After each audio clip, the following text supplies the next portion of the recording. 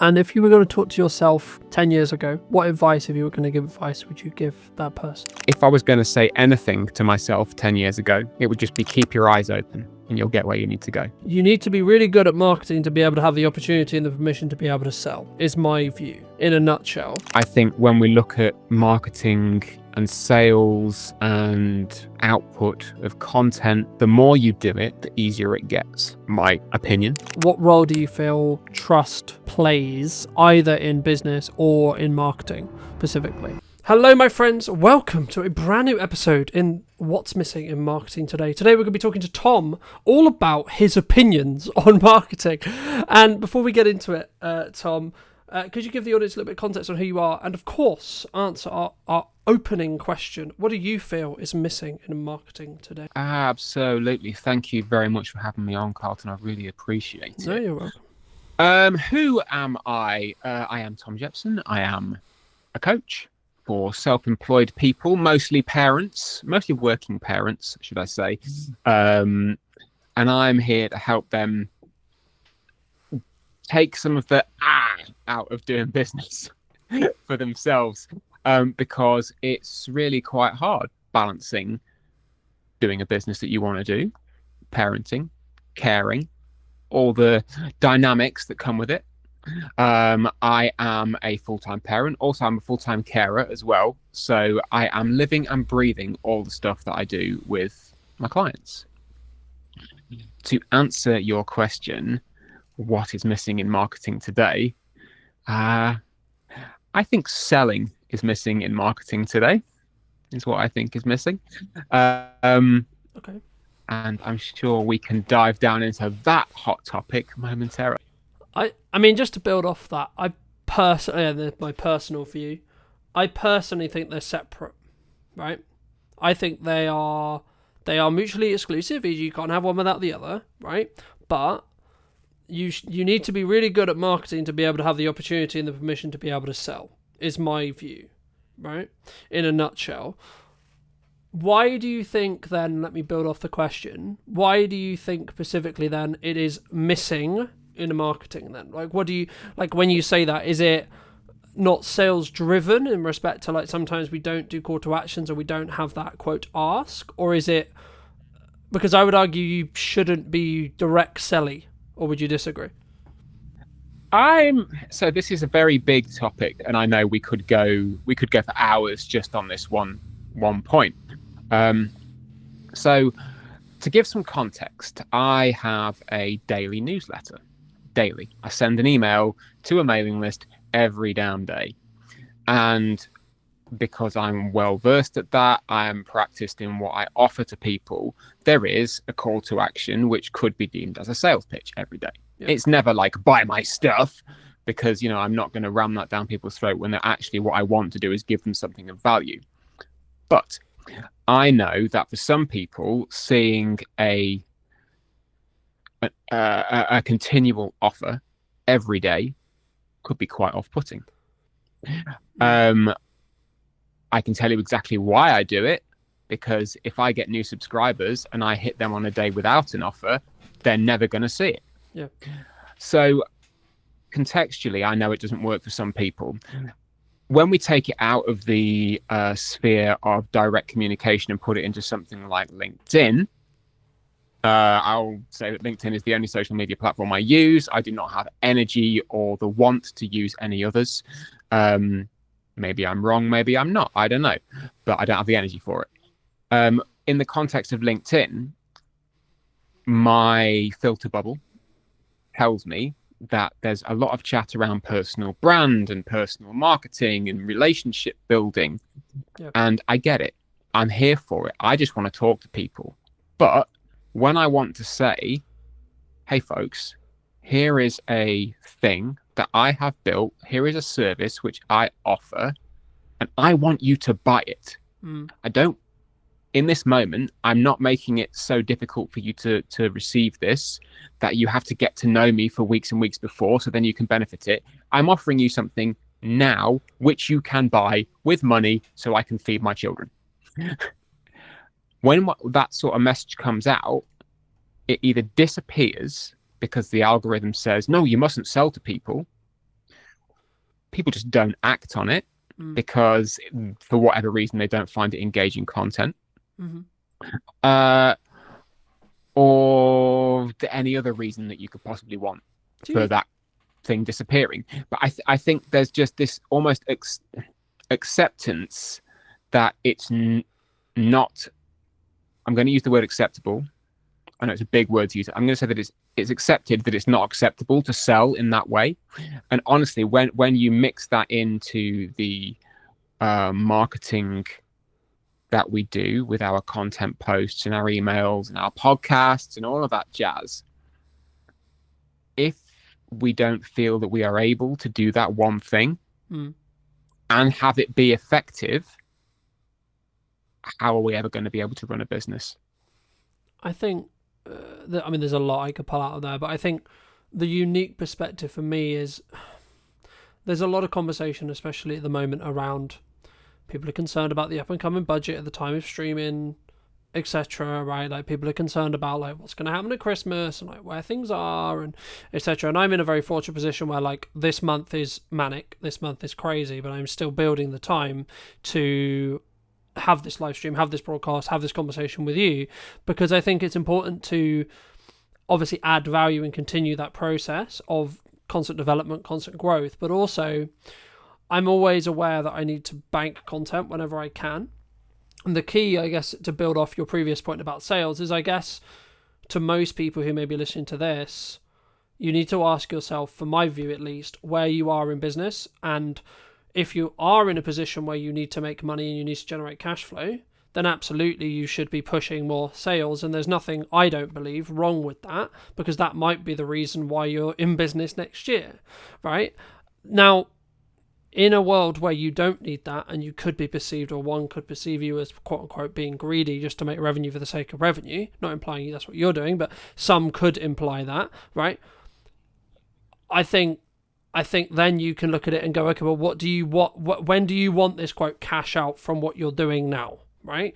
Is it in a week, a month, a year? Right? Because if it's towards the year mark, then I would argue that in our content, we should be trying to add value. Not saying you shouldn't have a call to action, because a call to action could actually be, hey, you really enjoying this? You'll probably enjoy the content I put on my YouTube channel or the newsletter I put out, etc. Right? So I think sometimes when we look at quote sales, we're sometimes looking very transactional. Right? We're looking at, I've got this power hour to sell, I've got this coaching thing to sell, I've got this course to sell, I've got this ticket thing to sell, whatever it is, and we just push to that instead of thinking actually, because I would say you should have a call to action in every piece of content you do, but it should be in relevance and understanding with where the business is and what the business needs from you, and how much I guess in some ways how much good karma you have with your established audience, whether that's on socials, YouTube, email list, etc., depending on your method of articulation.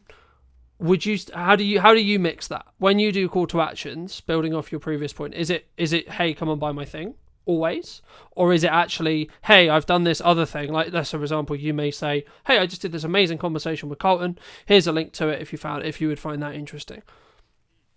That's an interesting question, and I do mix up the calls to action because I'm fully aware, I've been doing this business thing for a long time.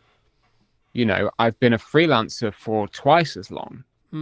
I've been employed for twice as long as that, back in days of employment. I've been around the block. I know how this machine works.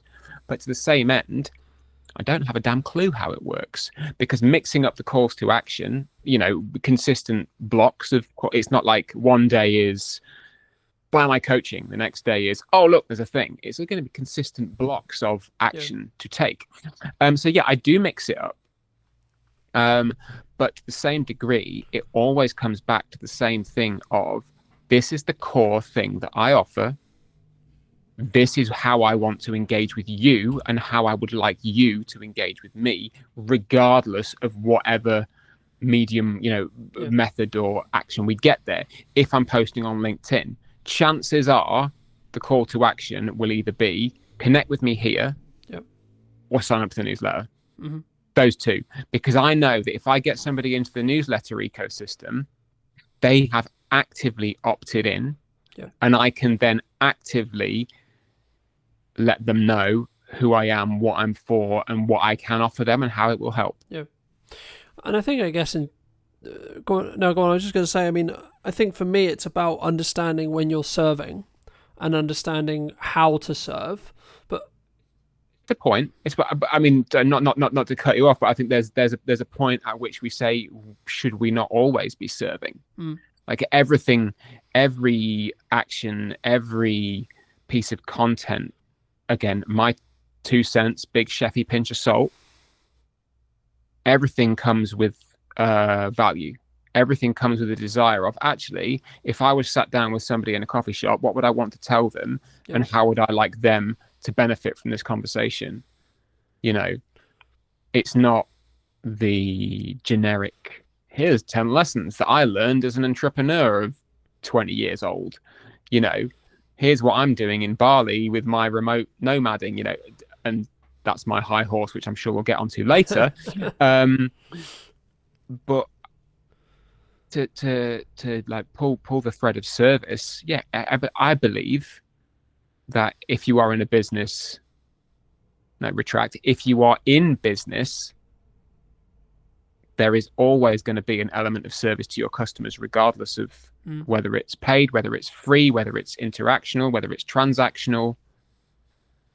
You know, put something out there, because that then is the marketing, and then you can direct the sale. You know, I'm not an expert in sales. People know this way better than I do. Because they make jobs out of it. I haven't.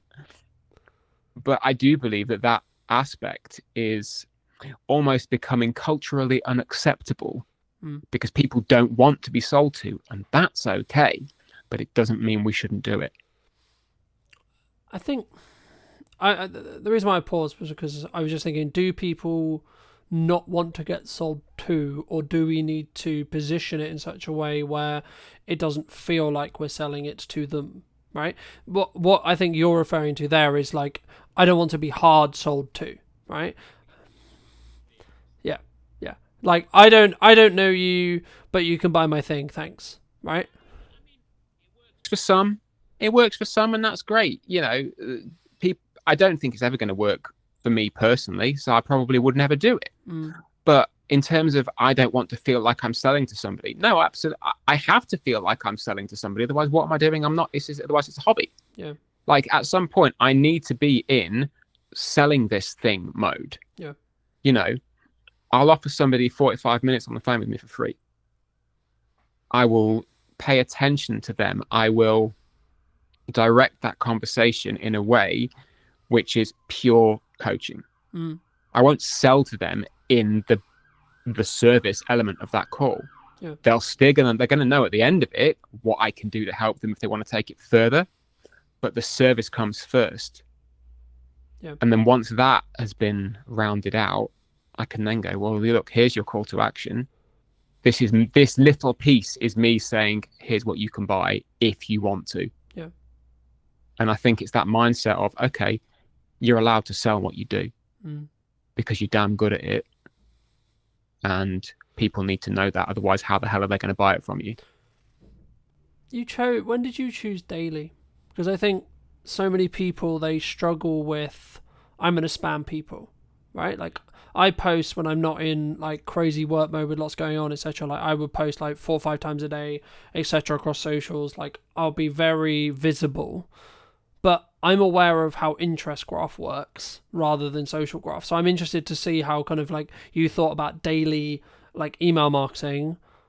Why daily, right? Because I guess some people are going to listen to this and say, well, Tom, that's spammy, right? That's too much. That's crazy, right? You don't want to oversaturate your audience, etc., etc., etc. It's not for them then, is it? That's my answer to that. It's not for them. I started, my newsletter journey began a couple of years ago as a consistent activity. It started monthly. After 3 months, it went to twice a month. at the beginning of, where are we now? Nearly end of 2025. Beginning of this year, it went to weekly on a Monday. And then I got to a point in the middle of August, just before the summer holidays began, where I went, you know what? I've got too much to say. Mm. I've got too many things that I want to share with people. And I believe I have the energy and the momentum to do this. So I started winding it up a little bit. And as of the 1st of October, every day, it's 250 odd words of a story, something that's inspired me, something that I found funny or interesting, a life thing. You know, it might be a straight sales email. They can be peppered in. It's a business newsletter. Yeah. But I found that from the beginning of October to today, when we're recording this, sorry for suddenly removing the evergreen content barrier, but we can say over the course of the last 5 weeks of doing this consistent daily activity, I have found that my writing has gotten better. Not to toot my own trumpet, but it was pretty good before. But being able to write and have a funnel and a channel for consistently telling a story, it's made me better, you know? And the performance has done what I thought it was going to do. I gained a handful of subscribers and I lost a handful of subscribers. About as many, it was about parity, for the in and the out. And I knew that that was going to happen because I was sending people something daily. Yeah. I was putting an action in there daily. Yeah. So, like, having it in the last 5 weeks and actually going, you know what, this experiment's worth doing and this is worth following. Yeah. And I'm going to keep pressing on. From my view, speaking about like daily posting reels or daily posting on social across all platforms, blah blah blah blah. I think me it's very similar, right? Like I remember I did a workshop in September, and an old friend, but also someone whose wife followed me, said something on the lines of "fucking hell, Carlton, you're everywhere," and she ended up tuning off and like unfollowing me, and I was like, okay, cool, but would she ever buy from me? And the answer was no. I was like, okay, well then, in the nicest way possible, thank you so much for the time you spent with me, and thank you so much for the support you gave on the content, but you know, actually maybe you're not the right person. And I think that's the key. And I think sometimes, like, I could quote a million people, but the crux of like any marketing is just a shit ton of work in a window of time to get a result, right? The work as a whole is probably going to be the same whether you do it across 6 months. Like if you want the result, you can do it across 6 months and get the results in 6 months, or you can do it across 2 weeks and get the results in 2 weeks. But you have to have the same amount of like output than you would have in that 6 months in that 2 weeks. And that is going to annoy some people. That is going to quote, oh, fuck's sake, Tom, you're there again, right? Oh, fuck's sake, etc. But like also, the just to pick apart a little bit what you said, the key, I think, for the person listening who's maybe considering something like this, whether this is daily posting on YouTube, daily posting shorts, daily posting Instagrams, writing an email, whatever it may be, writing a blog, etc. For me, it's, can you make that 1% improvement? Right? Because what you're talking about there, the reason why you're getting better is because, and you may not feel it, right, at the time. It's only in hindsight when you look back. But if you go, like, if I look at where the podcast was and arguably, like, why is what's missing in marketing today, quote, successful or, quote, doing well? Actually, it's because I've 1%ed it every episode since June. Right? By the time this pre-recorded version of this episode I expect comes out, it will probably be 5 to 7, maybe 20 times better than as it sits today. Right? Why is that? Because every episode I'm functioning and I'm saying, and it comes with practice, right? Like anything, right? You can't expect to be in great shape if you don't work out every day, right? In my opinion, right? You can do 3 days a week if you want. That's up to you, right? In the same way, you can do 3 emails a month or 3 emails a week, etc. But it would be wrong of me not to ask you about like this huge volume, this huge value add, this huge amount of work, and not talk about, do you think the modern expectations of marketing can lead to, especially smaller entrepreneurial business owners, getting to burnout? There's the word burnout. Is that? I mean, just to to give burnout its place for a moment. Yeah, I think that specific symptom comes from trying to do a lot of stuff that you don't enjoy, that you are not equipped to do. You might be capable of doing it, but in that moment you're not equipped to do it, and that you maybe don't acknowledge that something else needs to be set down. So to give burnout the thing, yeah, I think when we look at marketing and sales and output of content, the more you do it, the easier it gets. My opinion. If you come to it and say, oh, this is really hard work, I don't know what to post, I don't think I want to be sold to. For a start, you're coming at it from a place of fear for whatever reason, because you don't want to do it because it might feel a bit scary to put yourself out there. You don't want to do it because it might feel a bit scary about actually selling yourself. It might feel a bit scary to put your 2 cents on a live stream with somebody who you're really pleased to talk to. How dare you have an opinion, Tom? How fucking dare you have an opinion about something that might upset somebody? I specifically today, I had that conversation with someone on LinkedIn because they posted the very same thing. It's like, we just can't have a conversation anymore because you might offend someone. Like, it is up to us to communicate with our best intention. Whatever that best intention is, we've got to put it out there. How somebody receives it is not on you. And I think when we start to take on the burden of the recipient in terms of, and I feel like I should be careful about what I'm saying here because this could be very heavily misconstrued as me being a complete asshole. I care deeply about what I send to people and that they will receive some value from it. If they read it and go, no, that guy's a dick, that's not on me. I can't control that.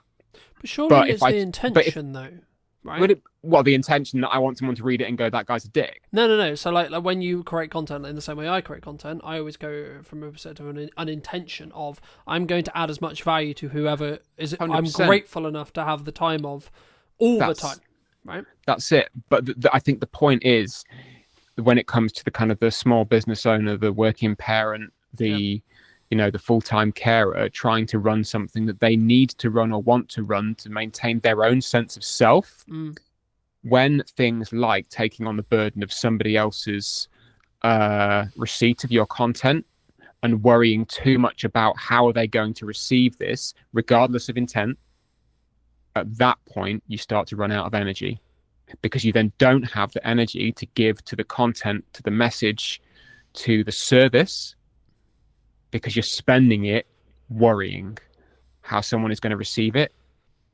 and then you start to burn out. And then it just becomes cyclical, and then you don't want to do it, and then you don't do it, and then you beat yourself up because you're not doing it, and then you get all worried and sad that you're not doing it and that you should be doing more. You must be doing X, Y, and Z, and it just becomes this kind of self-fulfilling. It's cyclical, kicking your own ass, because realistically you're worrying about something that is so far outside of your control. It's worth working through it to let that go. And then you can just send a daily email with the best intention, with content that you believe is good. It might not hit the mark that day, so what? Try again tomorrow. But you can do it without worrying that somebody's going to tune out, because as you said before, if they tune out, it's probably not for them, and that's okay. The same goes with daily posting. I mean, I try to post daily on LinkedIn. Presence, makes me a bit sad sometimes. But as you take away that fear of, am I going to get cancelled? Is this message going to miss the mark? Is this any other thing? Chances are, worst that's going to happen, no one's going to see it. And if they do, they're going to have some other thing happen, right? Like I can't remember exactly he said to me, but a client many years ago said 95% of the things that you do and you worry about, no one's going to give a shit about because they've got 15 other things to worry about that aren't you or anything to do with you, right? You know, we're very internal creatures in that respect, you know. It's almost like being a little over empathetic, and again, not being a dick, caring about how other people are is incredibly important. It's the crux of my business. It's the crux of me as a human being. Yeah, I care about how other people are. I was going to say, you could arguably care, but I also, like, so I'll give you an example. I care about how your business is, right? I care about how everyone's business is, even if they're a competitor of mine. However, it's still none of my bloody business how their business is, right? Whether it's going well, whether it's not, whether it's whatever, whichever end of this spectrum we're talking about, right? Whether they're doing incredibly well, incredibly successful, and they have record-breaking months, or the opposite end of the spectrum, they're about to go bankrupt and they're actually like swimming in miles and miles and miles of debt. Okay, right. I can care and I can empathize as a human to a human and a business owner to a business owner, but the reality is it's still got nothing to do with me. Right? The only things I should focus on is me, my business, and what I'm doing, and staying in my lane and moving myself forward. Do you agree? I like the awareness. I'm very much attuned to being aware of what is going on around, because then you know, if you see a strategic opportunity to make a move, you can make a move. Yeah. You know, you see a gap in this is how the best products come out. You see a gap in the market, you fill it. Yeah. You know, but as you say, how somebody is doing day to day, if they are not publicly putting it out there on the line, telling their story all the time because they want it to be seen. Mm. And I mean, like, not a curated version. I mean, the whole nine, just open book stuff. Then no, you're absolutely right. It's none of your business. You can be interested and you can still care. Every person that I know on a personal level, I care about how they're doing, how their work is, how life is, you know, how the family are. How much detail they give to me is up to them, because some stuff just ain't my damn business. Yeah. But understanding that they're at least there, being empathetic to that is good. But you know, to circle back around to the over empathizing, as you say, when you get to the point of actually that's not your damn business, then you can stop. You can go, all right, I've used my energy to this point. I can put it back into marketing myself. I can put it back into selling myself. I can put it back into serving other people who are actually on my doorstep waiting to be served. Yeah. I think it's knowing where and how to channel that energy to build the right boundary and really to keep yourself safe. Do you think business owners struggle to give or set boundaries, either with clients, with colleagues, with friends, with marketing, with themselves, with family, with friends? Yes.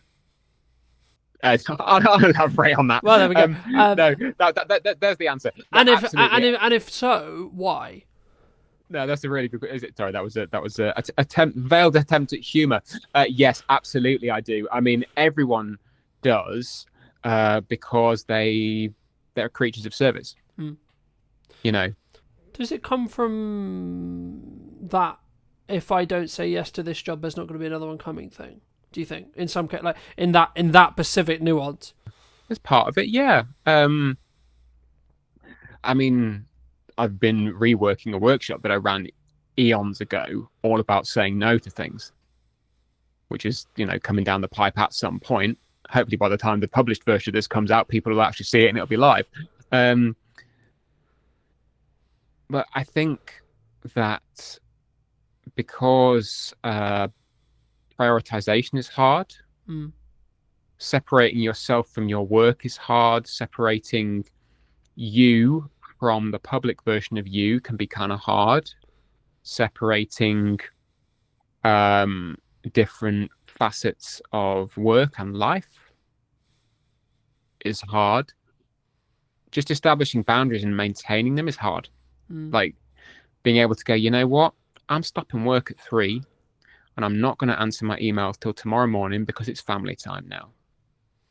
You still get the little itch, you know? Sat down, scrolling on TV, like while the TV's on, you get an email pings and you go, oh, I'm just going to answer that now.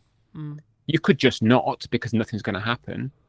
But it's maintaining that boundary because you get that little itch of if I don't do it now, somebody else might get there first, or I might forget.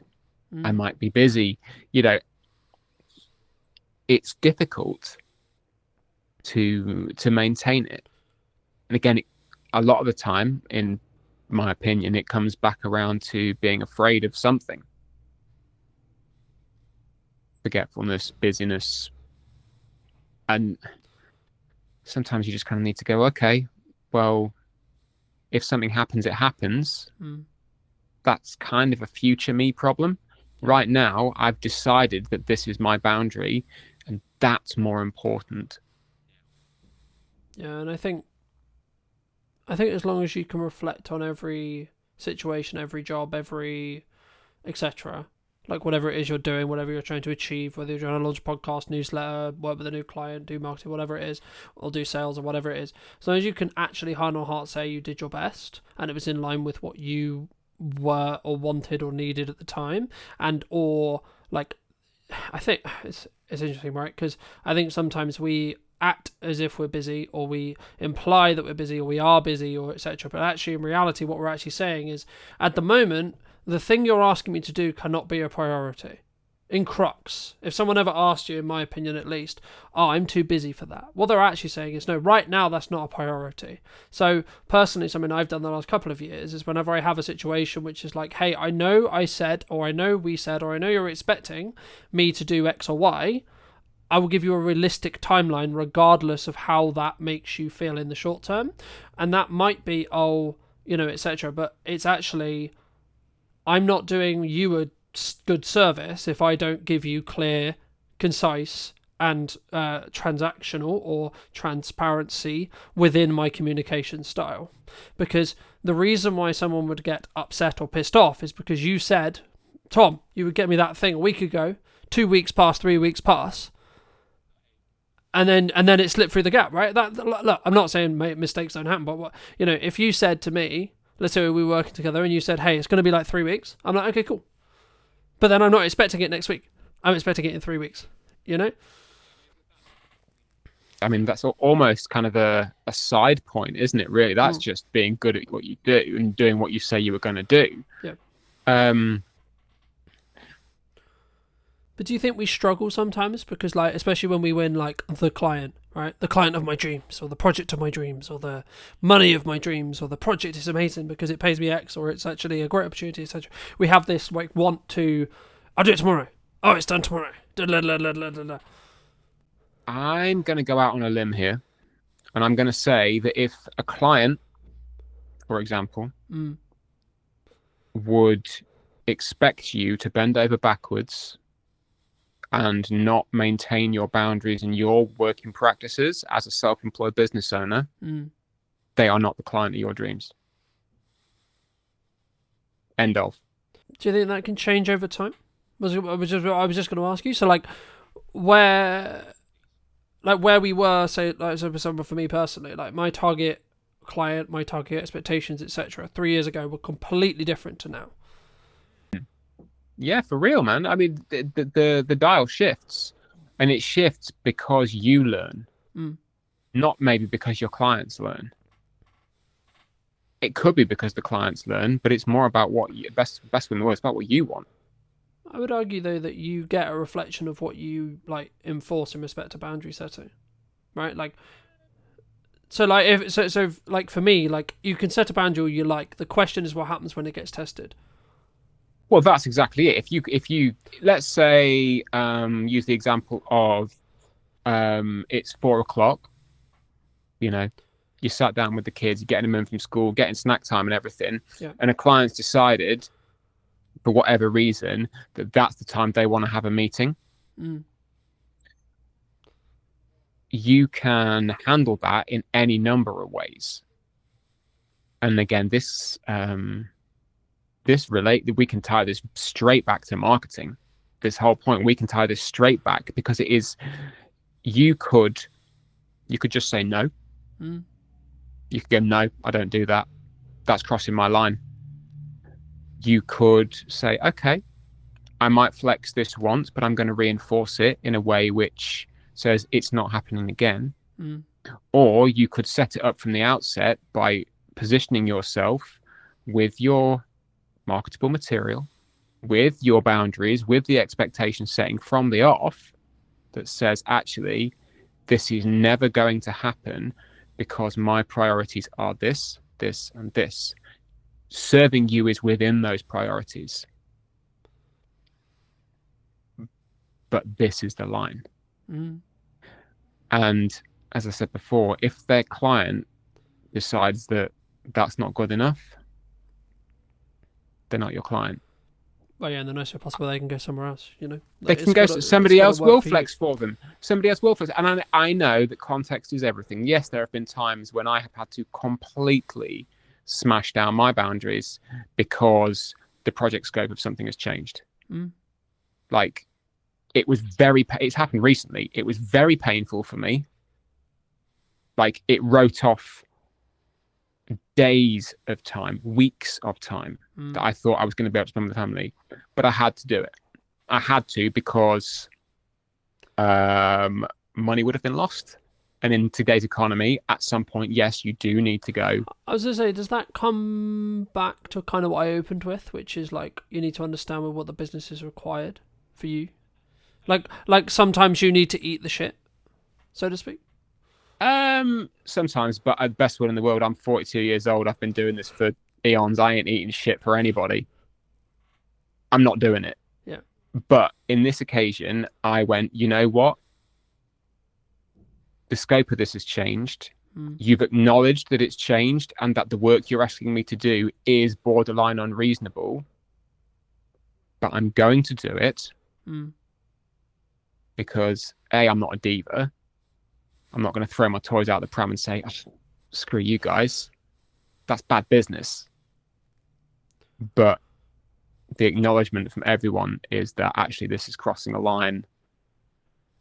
So yeah, context is everything, but being able to control that yourself is what is important in this. The client, because they know how I work and they know my boundaries, we've worked together for a long time, I marketed that to them from the beginning. Yep. I don't need to sell them on that. They already know. So having that within your control, I think, is also very important as to how you can put yourself out there and say, I'm the one who's saying when this line moves. Yeah. I mean, that kind of bridges onto my next question, which was going to be like, what role do you feel trust plays either in business or in marketing specifically? So if it's in a marketing context, it would be building trust with your ideal client, your ideal audience, etc. And if it is in a client context, it would be then, how do you utilize and or keep that trust? Brilliant question. So I'll put my coaching hat on now. So for me as a coach, through my marketing, people need to know a small number of things. I mean, the first thing is obviously that I am a coach and that I am good at what I do. They need to know that from the off. Once they know that, we can kind of go, okay, that's the functional practical. We'll just cast that aside. I know this thing about him now. After that, it's then getting to know me. What do I bring to the table? Who am I? Who is this guy? And then through the stories, through the communication, the conversation, it builds this rapport. It builds the camaraderie. And eventually the camaraderie and the rapport turn into trust. Because that kind of communal safe space has been built through the messaging, through the back and forth on email, through the DMs, through the networking.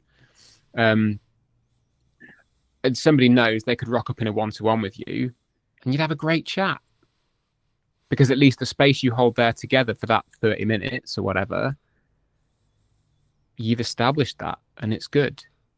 It does take time. It's not just a case of me going out to people and saying, hey, I'm a coach, I'm really good at what I do, look, I'm a nice guy, you're a neat guy. So it takes work. It takes a lot of trust in yourself as well to be able to go, you know what, this is what I stand for, this is who I am, and who I am is okay. I don't really need to flex or change or bend for anybody, because this is who I am. How that is reflected into work once effectively you have somebody pass the post, so as we said before, that's just showing up and doing what you do to the best of your abilities. Yep. I hold safe space for people. When we get into a coaching call, effectively this little oblong window, that is our safe space and our boundary. Nobody else is getting in there. Nobody else is hearing what's going on in that space. And I have to reinforce that explicitly. It's not a kind of an unknown, oh, is this safe space? Is this something that people are going to know? It's like, no, I will state it up top. This is what you can trust and expect from this interaction. And the kind of the same goes for the precursor with one-to-ones and emails and everything as well. This is a safe space. I'm not going to go and, publish the ins and outs of a social call I had with somebody on LinkedIn. It might inspire something. Yeah. But it's the trust is never broken in that way of like, I'm going to take exactly what you've said and name you. I think it's different, right? Like, again, it's context, right? Like, being inspired by a action or showing a behind the scenes process, like, for example, for me, like, people ask me all the time, it's like, how do clients feel about the behind the scenes process? Well, like, me sharing production, me sharing how I do it, etc., right? Like, a lot of people, the honest answer is actually they like it. They like that extra exposure. They like seeing it from my point of view. But it's just part of my sales journey, right? It's something that I have a conversation with very early on, and I establish very quickly, what kind of project is this, right? Is this going to be a collaborative project where we both win? They get great content, I get great content, and I get paid, happy days, right? Or is it going to be a very stringent, very NDA'd or non-disclosure agreement, very contractual, very show up, get paid, go home, F off, right? Kind of agreement, right? And, I guess, what do I do more of now? Probably the more collaborative side, right?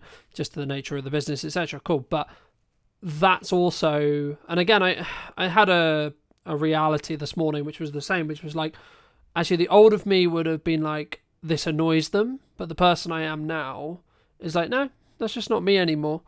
And obviously I won't go into detail on that specific thing, but it leads on to my next question really nicely, which is like, how do you either help people, or maybe someone listening to this, if they're looking at their marketing or etc., and maybe they want to move into that next stage, whatever that is for them, that next season, whether it's we have a 9 to 5, we're looking to do our own thing, gain our own freedom, gain etc., and all the benefits that come with, but also all the stresses, of course, that come with working for ourselves, and or we've been working for ourselves for 3 years, 2 years, 1 year, whatever, and we're looking to scale up. We're looking to do that scary, we're going to up our prices, change our value perception.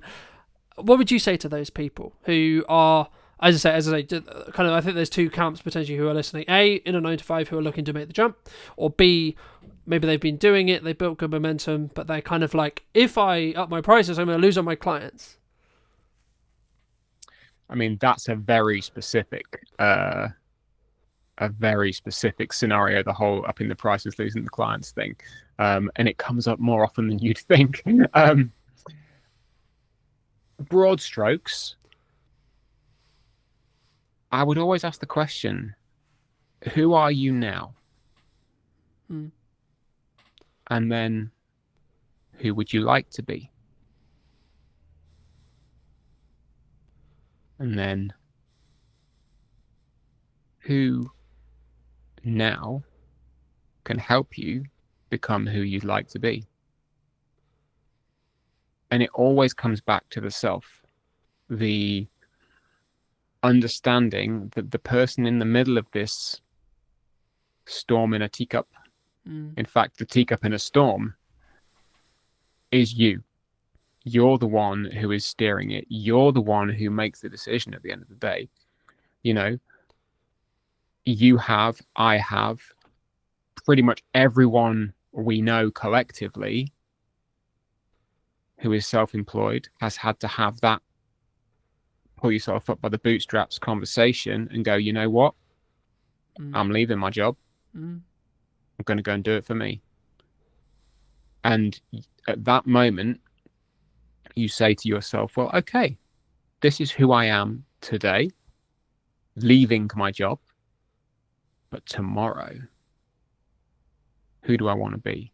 Do I want to be the person who's just left their job and is now running around like a headless chicken panicking?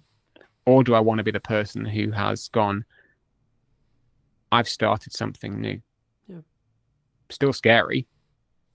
Talked a lot about fear in the last sort of 45 minutes. But it starts with you. Yeah. And I think just to build on that from a marketing context, I had a realization yesterday when I was talking to a client at the time of broadcast, and they were like, it's how they react. So we were talking about their brand in Pacific, and for obvious reasons I won't go into detail, but we were talking about how I perceive their brand. And what really stood by to me was then how they reacted to my feedback on what I was saying about their brand, if that makes sense, right? Because it was like, hold on, this person sees me as a pinnacle marketing voice, and that's why they value what I'm saying, right? It doesn't actually matter, in a nutshell, what I said, right? It was actually, and it was something along the lines of, hey, we really appreciate that because you're a strong marketing voice, etc. And yet, like, clearly, and this is the thing I was going to bridge in when you communicate, when you market. If you want the clients that are going to send you around the country, you want the larger scope, you want the larger projects, you have to ask yourself from backwards, and this is exactly what I did, that's why I'm bringing it up. You have to ask yourself, what content would they consume? How can I get their attention for long enough to build trust with them? But also, how can I show them that I'm worth the call? I'm worth the investment. I'm worth the, because etc. Not even like, first it's the time, then it's the money, right? And I think for me, that's the key. And that's where I think, speaking personally in my own marketing from previously, that's where I potentially was wrong, or where I was doing things unoptimally or wrong. And that kind of bridges onto that thing of, if you're going to post daily, it won't be for everyone thing as well, right? Like, especially if you're looking at socials, you have to have a level of volume to be able to rise above the noise, to be able to show up enough so that people realize, okay, yeah, you are serious. And regardless, I guess in some ways, as maybe like a footnote on that, a sign of success sometimes is actually other people talking to you in a more negative connotation at times, right? And what I mean by that isn't a direct client. It could be a quote rival podcast, a old friend, a old person. And what I always ask myself is, what is their intention when they're coming with that information, or etc., and or do they have all the context, right?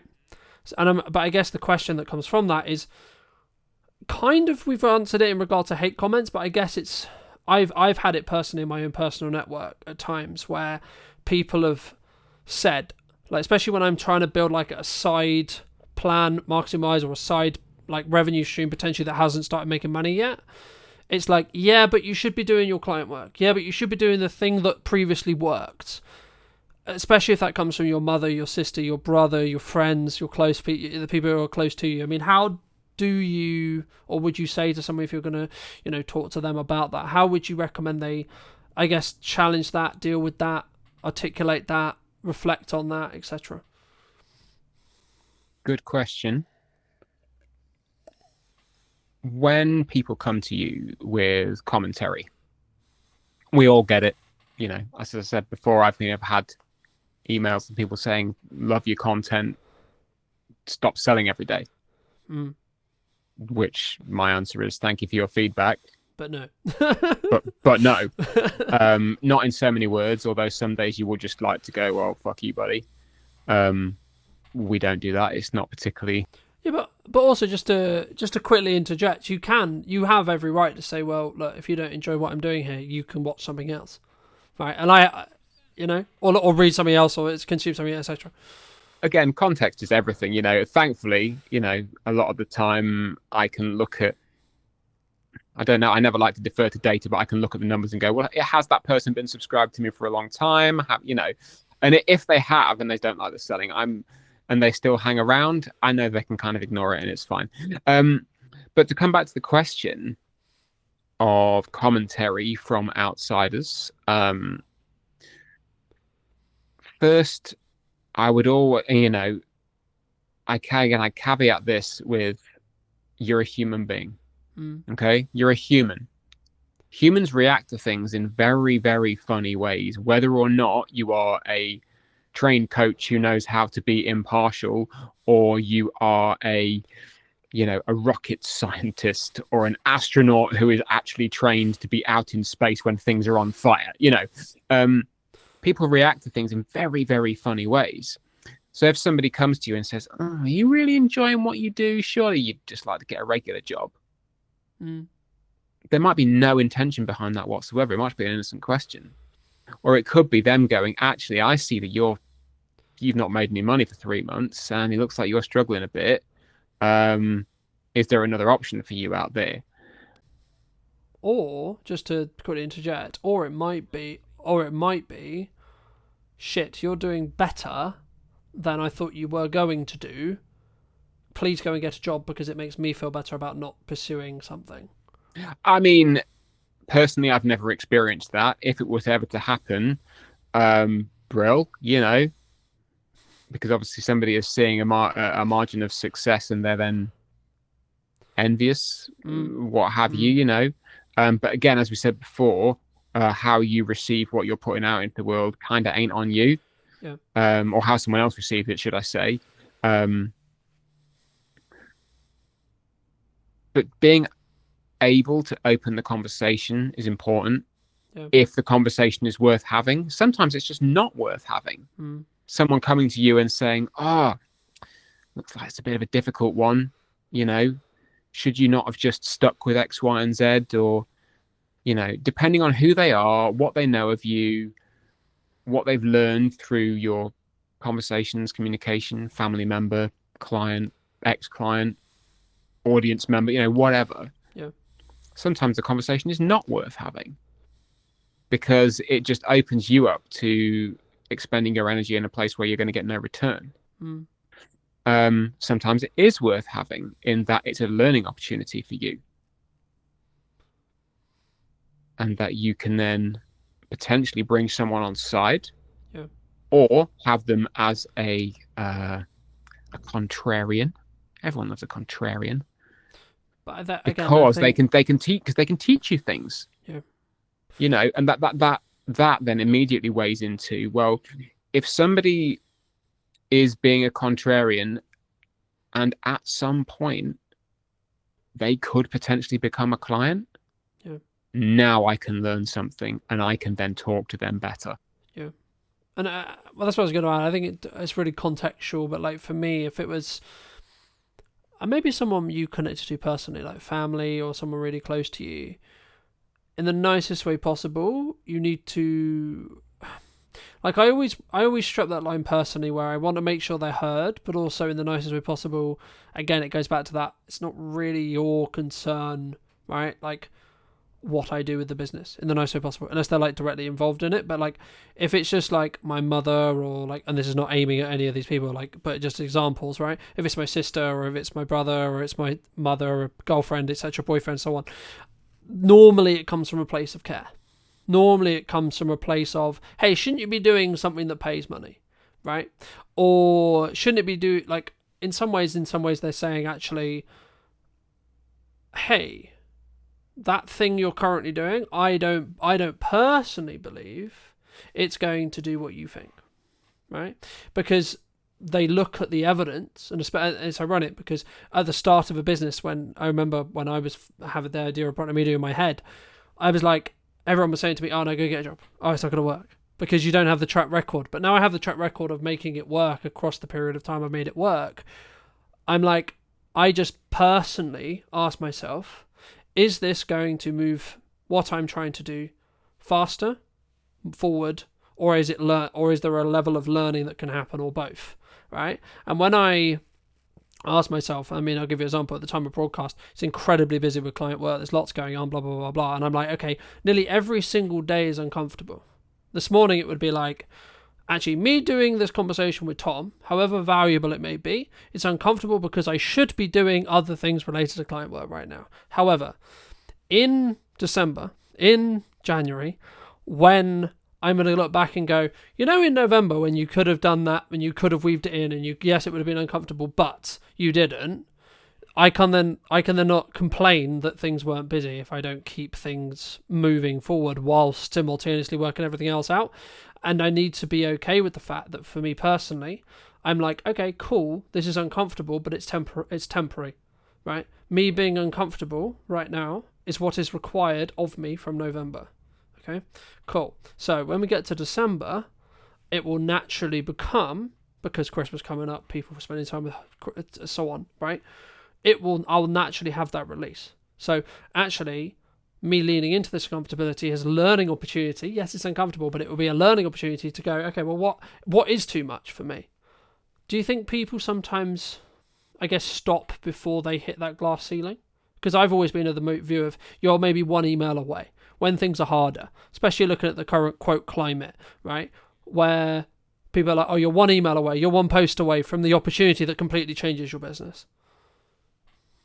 Or your life in some ways as well. Oh, absolutely. You never know what's going to come around the corner. You never know. Because you are never around the corner till you are round the corner. I have hit the wall a number of times. Overloaded with work, overloaded with life, bogged down by terrible employment, whatever. And again, this cycles back around to understanding who you are today and who you would like to be tomorrow. It comes around to a boundary. You could say, okay, well, heart of hearts, this is what I want, this is my boundary, and this is what I'm going to stick to, having not lived it. And that's okay. You'll never know if it is or not, because you've not lived it. Again, context is everything. I can safely say that I never want to be without a pair of shoes and having to live outdoors. I've never done that, but I'm pretty sure I can say that I never want that to happen, Yeah. But things like saying, actually, I never want to be in a position where I am, quote unquote, too busy. I never want to be in a position where clients demand of me more than my time is, more than my capacity. Because at that point, I've then lost a boundary. I've then, I've given away a little bit of me. I've devolved something or dissolved something which I've worked so hard to put together because I've lived it before, and I know that I don't want to be in that place again. So it takes a lot of consideration to uphold those things. Whether it's sending daily emails, whether it's posting daily on LinkedIn, however you do it, and the message you put into that, it all comes from who am I today and who do I want to be tomorrow? Because you know that you can do it in a way which allows you to hold on to that stuff.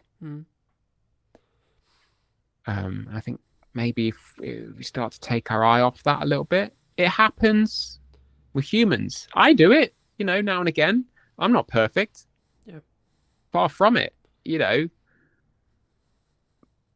But I think you have the ability when you realize that you're shifting. Maybe you're maybe that actually this client is too much or too much of a pain in the ass or isn't worth it, or both. Or you need to renegotiate because you don't feel the financial compensation is close enough, etc. Right? Or etc. Whatever the scope is, or maybe we need to bring the scope down or so on. Then you have the permission to be able to say that. Now, timing might be a different thing to consider, sure, but you have the right to say, okay, hold on, I'm in control, regardless of what expectations there are, right? Now, because the worst case scenario is you lose the client. Okay, well, what happens then? Okay, well, you market some more, you get new clients. In the nicest way possible. That's all that happens. You know what I mean? You take the lesson.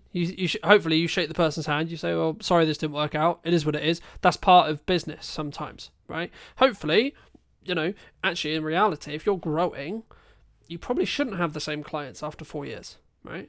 The clients, I would argue, right? Because the people I started working with were fine and the value exchange was great when I was there. What I can do and the impact I can have now is completely different. So, of course, everything's going to have to be completely different. But for those people who've really enjoyed this conversation, Tom, and they want to check out the newsletter, they want to get your daily letter, or they want to see your daily posting on LinkedIn, where can they do that? Call to action time, because everything needs to have an action. So my newsletter, you can subscribe to that. The URL at the time of publishing would be newsletter.tomjepsencreative.com. We'll put it in the show notes. And on LinkedIn, I'm there, Tom Jepsen Coaching.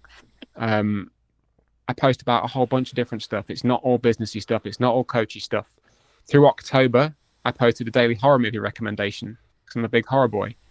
The daily newsletters may have movie chat. It might have a life lesson. It might have some business specifics, but it's all there, and everything with the frame of what would I like to do to serve you today? What would I like to say to a friend in a coffee shop to make your day a little bit better?